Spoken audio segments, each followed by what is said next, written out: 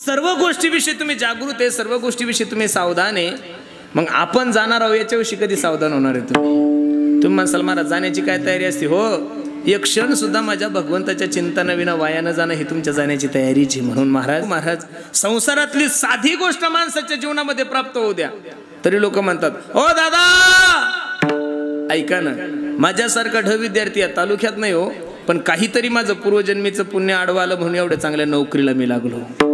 नोकरीला लागलं तरी लोक पुण्य समजतात महाराज. एखादा व्यक्ती नाशिकला चाललाय टू व्हीलरवर म्हणा फोर व्हीलरवर, एखाद्या भरधाव ट्रकवाल्याने त्याला उडून दिलंय, रक्ताच्या थारोळ्यामध्ये माणूस पडलेला आहे, ambulance wow wow wow wow करत ते ॲम्ब्युलन्स मध्ये त्याला टाकलं जातं आणि पुण्याच्या सगळ्यात मोठ्या महागड्या हॉस्पिटलमध्ये त्याला भरती केलं जातं. 10-5 दिवस झाले, ज्यावेळेस त्याला होश येते त्यावेळेस गावातील लोक ज्यावेळेस त्याला भेटण्यासाठी जातात त्यावेळेस त्याच्या डोळ्याला धारा लागते आणि तो सांगतो ओ दादा दादा ऐका ना, उसाने भरलेला ट्रक होता हो, अंगावर आला होता, माझ्या वाचण्याचा एकही टक्का चान्स नव्हता, पण काहीतरी माझं पूर्वजन्मीचं पुण्य आडवं आलं म्हणून या अपघातातून मी. मग बसलेल्या मंडळीला माझा सोपा प्रश्न आहे, मनुष्य नोकरीला लागला तरी पुण्य समजतो, मनुष्य अपघातातून वाचला तरी पुण्य समजतो, याच्या पुढे जाऊन सांगू का? काही बहादर ताशे ते म्हणतात महाराज अहो काहीतरी पूर्वजन्मीचं पुण्य केलं म्हणून एवढी चांगली बायको भेटली, नाही तर अवदसाच. म्हणजे चांगल्या बायकोसाठी सुद्धा पुण्यच लागतं महाराज. मग साध्या साध्या गोष्टीसाठी जर पुण्य लागत असेल तर माझ्या जगाच्या मालकाविषयी अंतकरणामध्ये आवड निर्माण होण्यासाठी का बरं पुण्य नसेल लागत? प्रमाणे बहुत सुकृताची जोडी म्हणून विठ्ठली आवडी.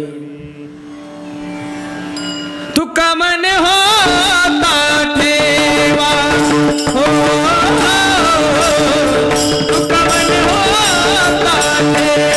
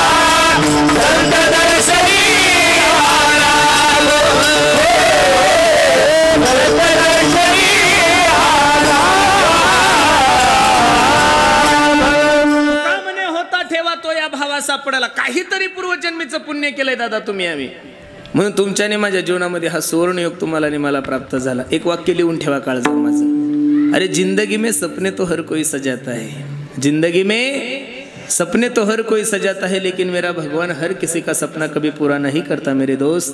उसी तरह इस धर्म मंडप में भी हर कोई आना चाहता है, लेकिन आता तो वही है जिसे मेरा भगवान बुलाता है. महाराज आपण सर्व मंडळी भाग्यवान आहोत, म्हणून बसणाऱ्या मंडळीला माझी विनंती आहे, जेवढा वेळ मला कार्यकर्त्यांनी दिला तेवढा वेळ फक्त ज्या ज्यावेळेस विठ्ठल विठ्ठल होईल त्या त्यावेळेस हाताने टाळी आणि मुखानं भगवंताचं चिंतन करायचं. का बरं असं करायचं? एका हिंदी कवीचं खूप गोड वाक्य, तो सांगतो भैया ताली बजाने से कभी मुंह में गाली नहीं आती, इसलिए ताली बजाना सीखो. विठ्ठल विठ्ठल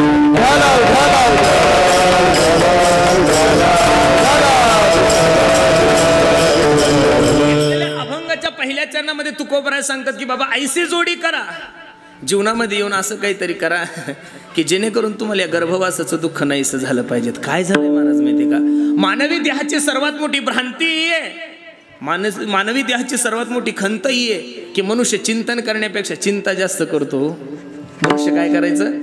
चिंतन करण्यापेक्षा चिंता जास्त करतो, आणि ती चिंता तिच्यापासून कशी मुक्ती मिळवायची, तिच्यापासून कसा आनंद मिळवायचा, याच्यासाठीच हा धर्म मंडप आहे महाराज. मानवी देहाला आलेल्या प्रत्येक जीवाने यथार्थ आपल्या जीवनाचा विचार केला पाहिजेत. आपण आलोय कुठून, आपल्याला करायचं काय, आपल्याला जायचं कुठं, सगळ्या गोष्टी विसरून गेल्या महाराज. मध्य काळामध्ये 2 वर्ष असं वाटलं होतं की या कोरोनाच्या महामारीमुळं या महासंकटामुळे लोक जागृत होतील, परमार्थ करतील, पण उलट झालं महाराज. लोकांची मानसिकता बदलून गेली, मेमरी लॉस झाली. लोक म्हणतात हा रोग कधी येऊ शकतो, त्याच्यामुळे खाऊन घ्या, एन्जॉय करून घ्या, पिऊन घ्या. मी 2-4 महिन्यापूर्वी एक इनोव्हा गाडी घेतली.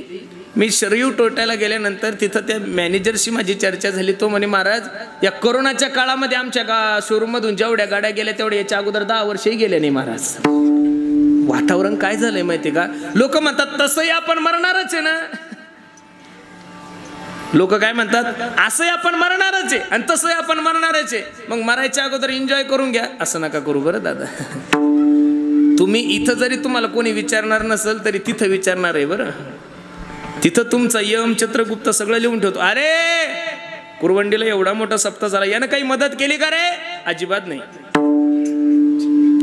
यानं काय केलं, हा कीर्तनाला आला का? अजिबात नाही.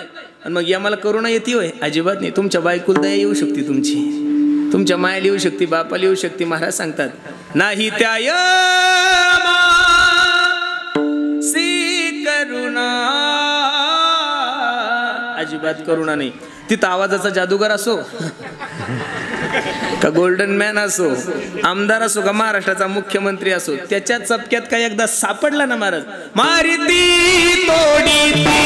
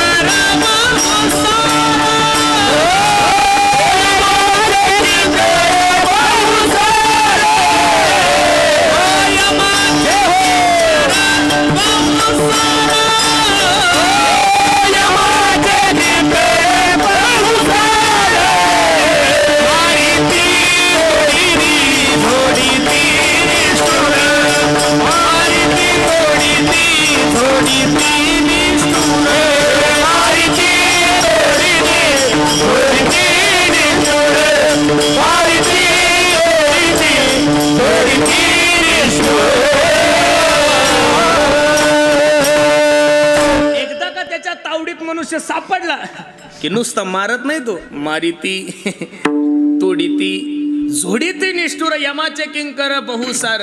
मग महाराज नाथ बाबा सांगतात तुम्ही यमाच्या ताब्यात जाऊ नये, त्याचा त्रास तुम्हाला होऊ नये याच्यासाठी काहीतरी प्रयत्न करा. हा ऐसी या साधना करा काही, ऐसी या साधना करा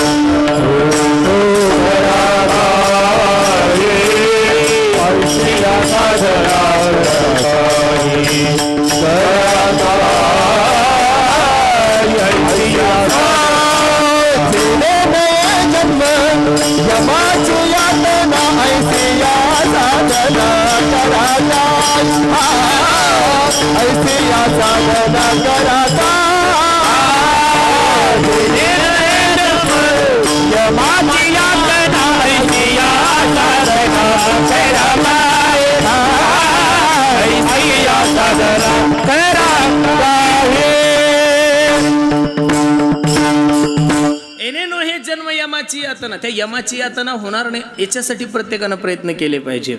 काय सांगावं माहितीये का, मनुष्य सर्व गोष्टीविषयी जागृत आहे महाराज. माणसासारखा हुशार प्राणीच नाहीये. सगळ्या गोष्टीची तयारी करताय तुम्ही. 2022 मध्ये 2024च्या आमदारकीची तयारी सुरू केलेली तुम्ही. जिल्हा परिषदच्या तारखी डिक्लेअर व्हायच्या तरी तुमच्या भेटीगाठी सुरू झालेल्या आहे. ओळखीचा नसला, नातेवाईक नसला तरी तुम्ही दशक्रवेदीला जाऊन उभे राहता का? मतदान घ्यायचंय तुम्हाला. कीर्तन लक्ष देऊन ऐका. मग मानवी देहाला आलेल्या प्रत्येक जीवनामध्ये काहीतरी जोडी केली पाहिजे. काय आहे ती? ते महाराज अभंगाच्या पहिल्या चरणात ऐसी जोडी करा, ऐसी जोडी करा राम कटीदारा, ऐसी जोडी करा, ऐसी जोडी करा राम कटीदारा, ऐसी जोडी करा, ऐसी जोडी करा राम कटीदारा, ऐसी जोडी करा, ऐसी जोडी करा राम कटीदारा.